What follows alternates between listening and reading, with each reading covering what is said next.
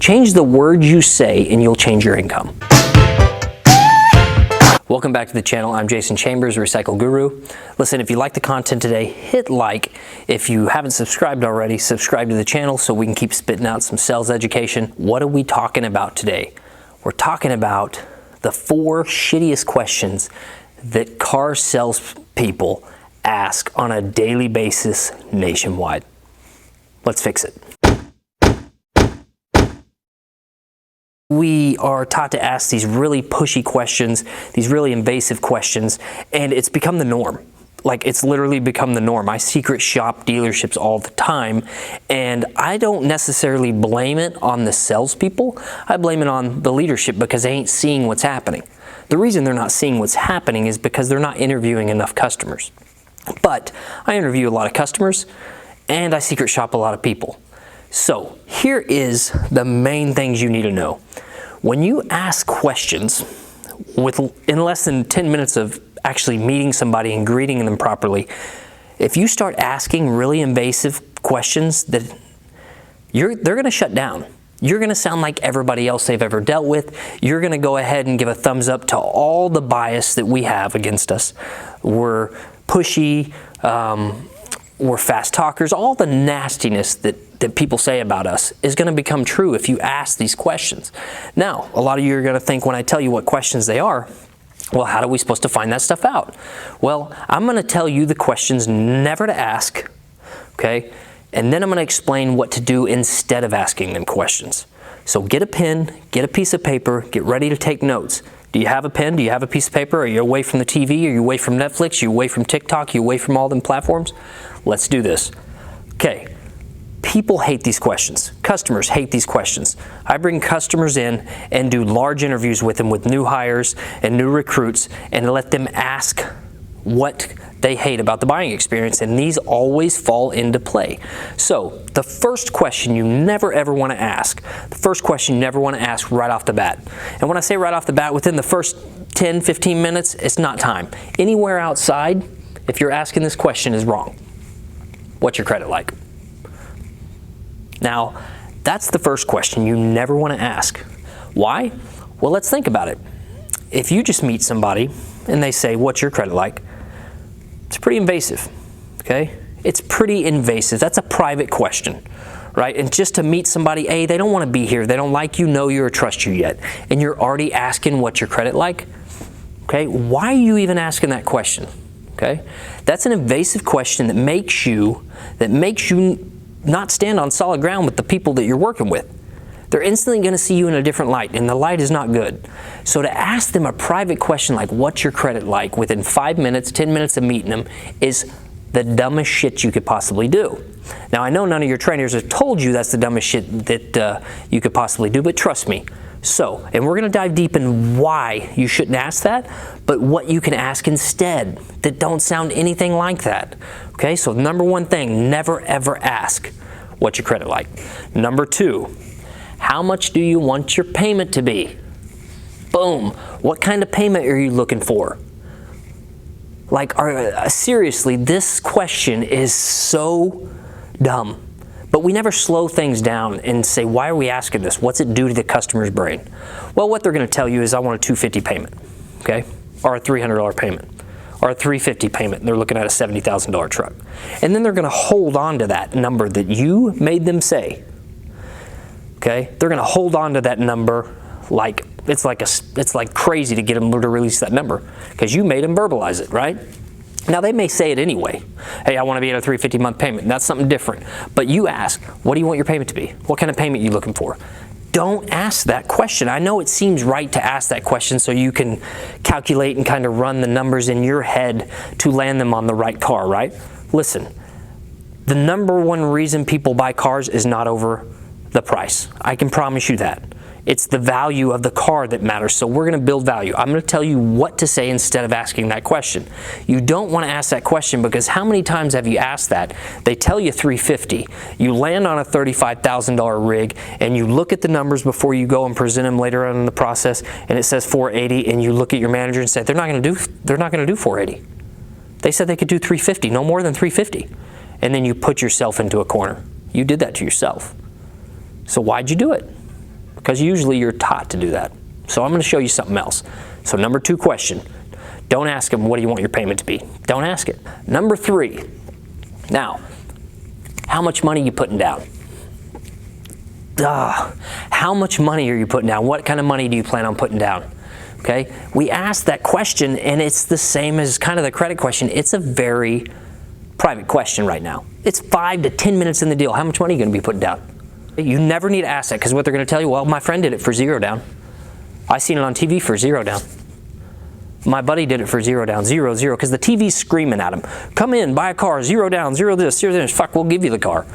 I mean, that's what the TV's screaming. That's what national advertising is screaming. That's why they're terrible at it, because it's been screaming the same message. We're training people to think this way. So don't ask them, how much money do you plan on putting down? I'll show you how to ask a certain question to get that answer, or to at least get an idea, but you don't want to ask that. Okay, it's a private question. It doesn't matter right now anyway, so don't ask it. Don't ask how much money you plan on putting down. 4th and final. Now, what's your payoff on your vehicle? Okay, so let's ask this. Let's think about this from a standpoint of where you're at in your process. You met him 10, 15, 20 minutes ago, whatever, and you're outside and you ask him, what's your payoff on your vehicle? What the fuck good question is that even for right now? Does that help you sell a car? Does it? You're going to say to yourself, if you're tricking yourself, yeah, it's going to help me sell a car right now. Is it? What is that going to do to help you select them a vehicle that fits all their wants and needs, for you to build value in the vehicle that you select? How's that help you? Really? Tell me in the comments how it helps you, because it does not. That does not help you. How much is your payoff on your vehicle?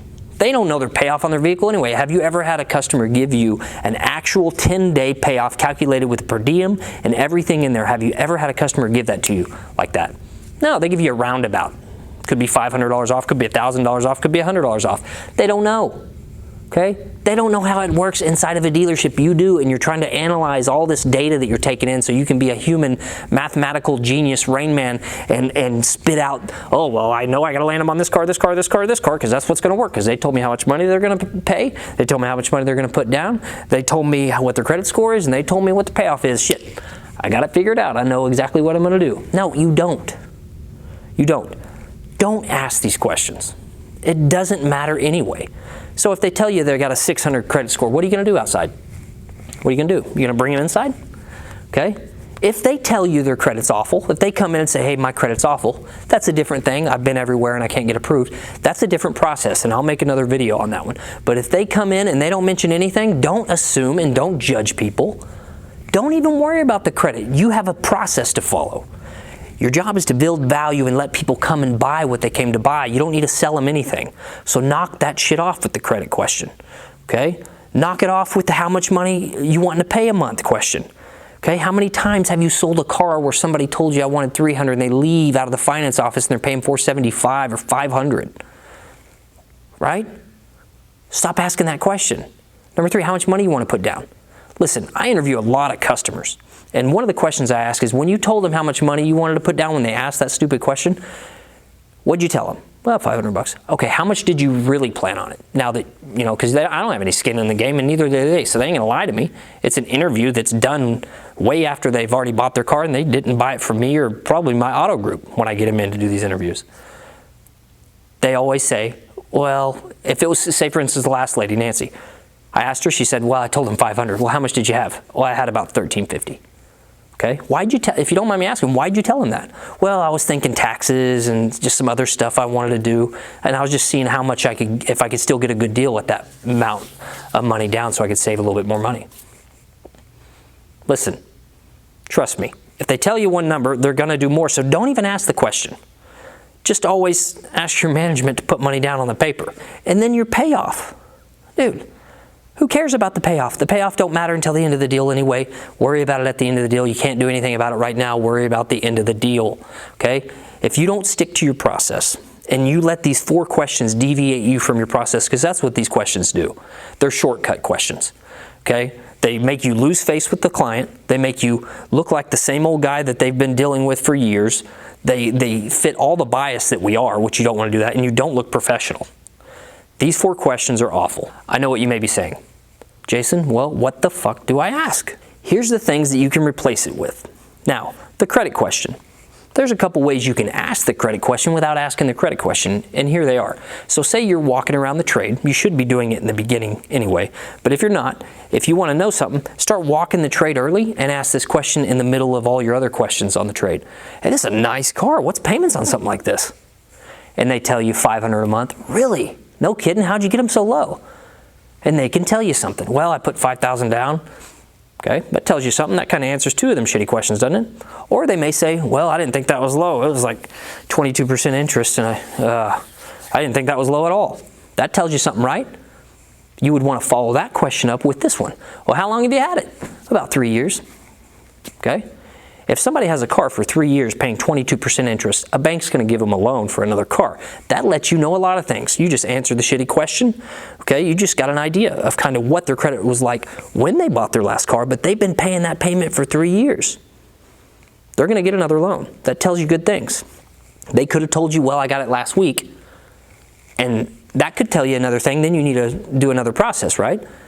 But it'll let you know right off the bat, this is a nice car. What's payments on something like this? $550? Really? How'd you get them so low? Low? When they told me that last week when I bought it, I was freaking out. Red flags. Then you take it to another process, right? But that's how you can answer a lot of shit questions with just them two questions right there. Okay? They may even tell you, well, I got 0%. I got 0% down. Or I got 0% and I didn't even have to put money down. Perfect. What's that tell me about the credit situation and their buying situation? Or they could tell you, I got 0% and I put $3,000 down. Okay? Man, how'd you get them so low? Well, I put about $2,500 down out of free and paid for trade. Okay. They can tell you a lot, but that will tell you tons. That will tell you tons right there just asking. Man, this is a nice car. You're asking questions. How's the Carfax look on it? Looks great. Perfect. Have all the major mechanical services been done on the vehicle? Yep, looks great. Dude, this is a nice car. What's payments on something like this? Really? How'd you get them so low? And then listen to what they tell you. They will tell you how they bought their last car. And if you know how they bought their last car, you'll know how to help them get their next car. Okay? It's going to give you ideas and temperatures on the deal on how that happened. You do this with 100% of people and watch your numbers go up. If you stick to the process and don't ask shit questions and ask good questions like, man, this is a nice car. How'd you get your payment? Or this is a nice car. What's your payment on something like this? And you ask it in a voice of curiosity and they tell you and you say, man, really? Wow, how'd you get them so low? And they tell you, that gives you an idea. And then you can even go deeper and say, man, who'd you finance with? And they say, Ally. Well, how are they treating you? Well, they're shitty. They're awful. They call me all the time. Well, why do the bank usually call you all the time? Well, they're usually late on payments. So that gives you another idea, right? But you ain't saying, you ever been late on any of these payments? No. You can just say, how they treating you? And they'll tell you, oh, I love them. They're great. What's that tell you? They don't have any issues with them because trust me, if they're behind on their payment, they're getting phone calls. How do you like working with them? Are they treating you good? They will tell you. How do you like working with them? They treating you good? So that's all you got to ask, man. Who do you got to finance with? Really? How do you like working with them? They treating you good? No, they're shit awful. Call me every day and every night. I'm late one time and they just go crazy. I'm only late 2 payments and they just call me all the time. That tells you an idea. So you know how to deviate and adjust your process, right? Never ask how much money you're putting down. You never ask what's your payoff. You never ask what's your credit like. You ask just literally a couple questions. This is a nice car. What's payments on something like this? How'd you get them so low? How long have you had it? Really? Man, who's it financed with? How they treating you? You enjoying them? All them questions answer all the shit questions without looking like a shithead. Okay? That's a professional way of doing it. Because even though you think it works, what we have as human beings is what's called a confirmation bias. See, you forget about the 100 times it didn't work and only remember about the 6 times it did work. That's why I always tell new salespeople, listen, the worst thing that can happen is you can say something stupid and it work. Or you could skip a part of the process and it work. Because then you're only going to remember the time it worked and forget about the 7 to 10 times it never worked. So be disciplined. Stop asking them questions. Start asking the other questions. You're going to look better. You're going to sound better. You're going to become the professional you need to become to make professional wages. Guys, I'm Jason Chambers, the Recycle Guru. Leave a comment of some of the questions you ask that you like to ask that you feel move you further in the deal. That's what I like about this. If you guys put comments down below, people can learn. More people that don't get training can learn. So hopefully somebody on here is watching that has some skill. Pop some of the questions you ask outside that ain't the shitty questions. If you need anything, hit me up. I'm Jason Chambers. You can follow me on TikTok at Recycle Guru, on Instagram at Recycle Guru, or if you haven't followed already, follow the channel, hit the like button, and I'll see you in the next video. Go sell something. No, they're shit awful. Call me every day and every night. I'm late one time and they just go crazy. I'm only late 2 payments.